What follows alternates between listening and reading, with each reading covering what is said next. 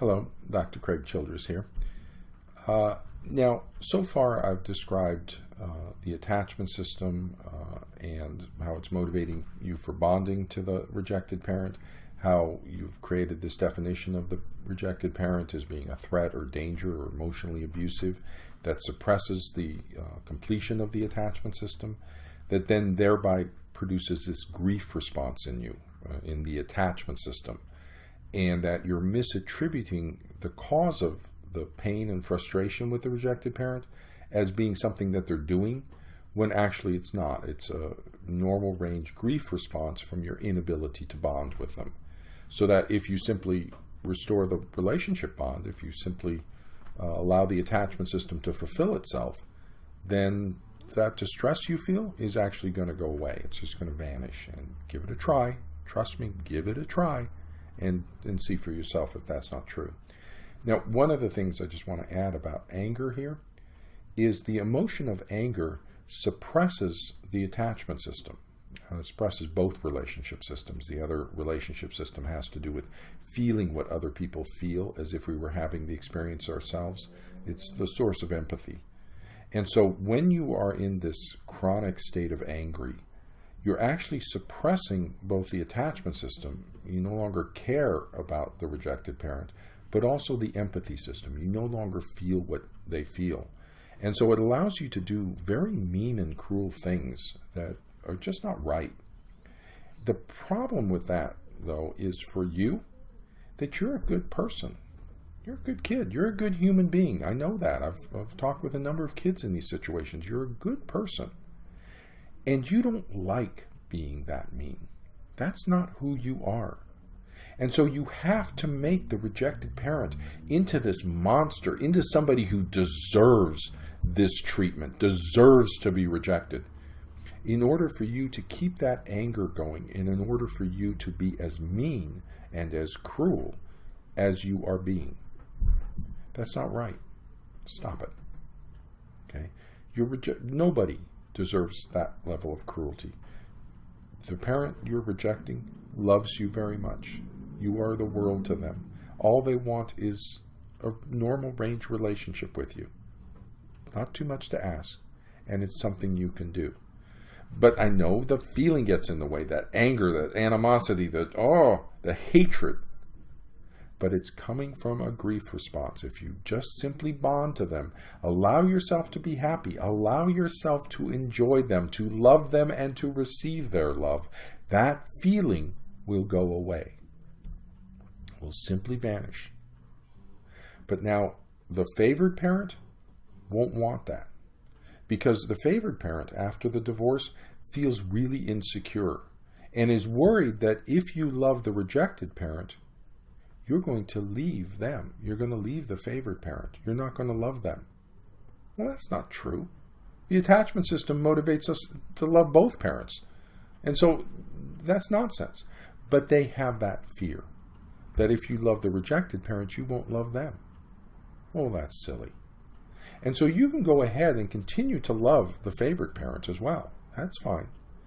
But they're going to have trouble accepting that you love the rejected parent. They like that idea that you come home and criticize the rejected parent, because then that makes the rejected parent the bad parent, the abandoned parent, the inadequate parent, whereas the favored parent is the wonderful one. You love them, and they're the special and understanding and ideal parent, and they like that feeling, and they're not going to be willing to give that up. And I understand that. And I'm not asking you to challenge or confront them about that. You can go ahead and allow them to kind of have that belief system and feel secure in your love for them. But what I'm suggesting to you is you back off of the criticism, back off of that co-creation process that you're doing with them. And so when they ask you, how'd things go, and were you okay? Shrug your shoulders and go, yeah, it was all right.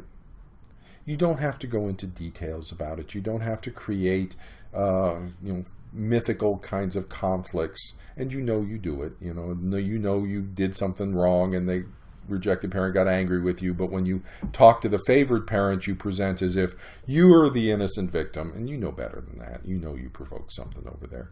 But you know that the favored parent likes that presentation of you're the innocent victim and how terrible the other parent is. But I'm asking you to sort of stop that game. But you don't have to go completely the other way. You can just kind of shrug your shoulders and give them vague answers. And I don't know. I don't know is a great response for kind of blowing people off. I don't know. It is all right. It's okay. And then just walk away and go somewhere.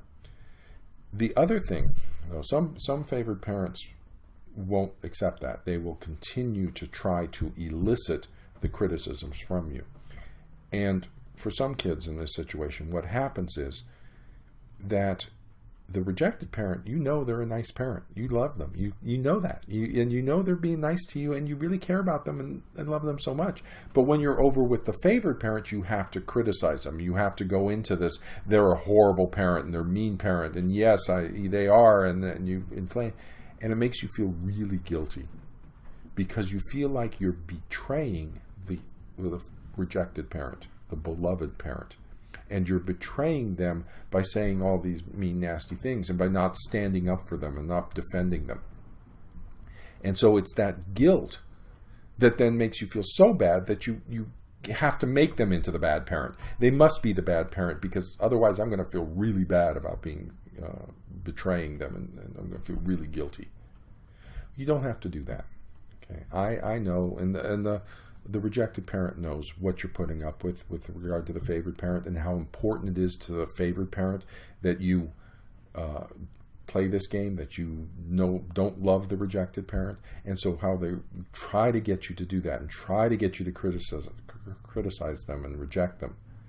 And so if you have to do that, it's kind of like being a prisoner of war in a war situation, and the terrorists are making you say anti-American statements. Don't worry about it.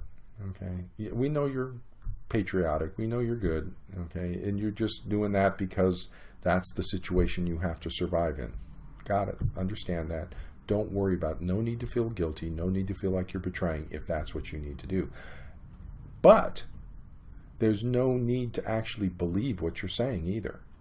Okay, the rejected parent, the one you're currently rejecting and hopefully will stop, that parent is a fine parent.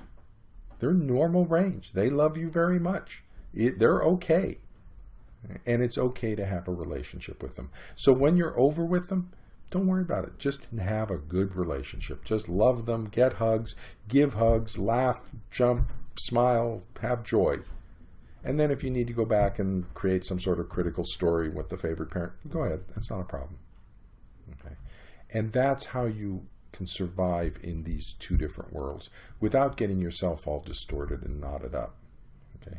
Because again, if you remember what I talked about with the dogs and the bloat, where the intestine gets twisted and knotted and the dogs can die from that, the thing we want to avoid is the twisting and knotting to your attachment system that wants to bond with both parents. So allow yourself to bond to both parents. And this becomes really important for your development and for your future relationships because this attachment system mediates all close bonded relationships, including your spousal relationship to your own husband and your wife, or to your relationship with your children. And so if your attachment system gets all knotted up somehow, and so you're not able to express love towards one or the other parent and receive love from both parents, then that's going to twist up and knot up your relationship with your spouse. And so you're going to have marital problems and with your own kids. And so there's going to be family conflicts that will continue this process. So for your own benefit, for your own well-being, it's important that you clear that system out and you allow the attachment system with both parents to fulfill itself and complete itself.